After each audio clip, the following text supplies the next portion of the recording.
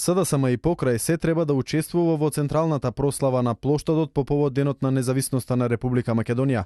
Ова го изјави поранешниот премиер Владо Бучковски по завршувањето на празничната средба, на која присуствува актуелниот и поранешните премиери на Република Македонија. Јас сум убеден дека прославата на 20 години независна Македонија мораше да биде и со присуство на СДСМ.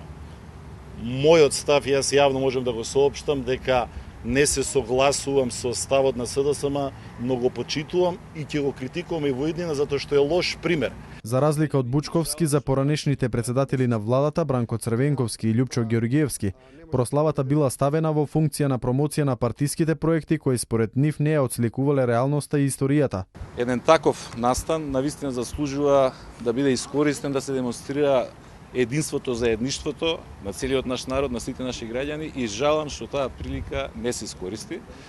Реков вчера, денеска само ќе повторам дека за тоа одговорноста и припаѓа на владеачката партија, бидејќи не е прашањето зашто СДСМ нема да учествува на утрешната централна прослава, прашањето е зашто никој друг од опозицијата нема да учествува.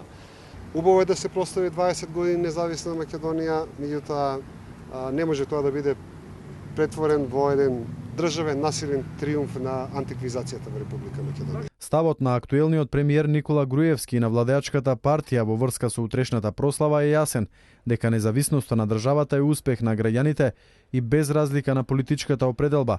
На овој ден треба да се покаже чувство за обединување, а не за разединување. Инаку на денешната средба присуствуваше и поранешниот премиер Хари Костов и истата беше од формален карактер, со цел испраќање на порака и апел за единство на нацијата за овој важен државен празник и обединување околу врвните државни интереси и приоритети. Премиерот Груевски ги информирал соговорниците за актуелните состојби, реформи и активности за модернизација на земјата, притоа задржувајќи се на стратешките приоритети во работењето на актуелната влада.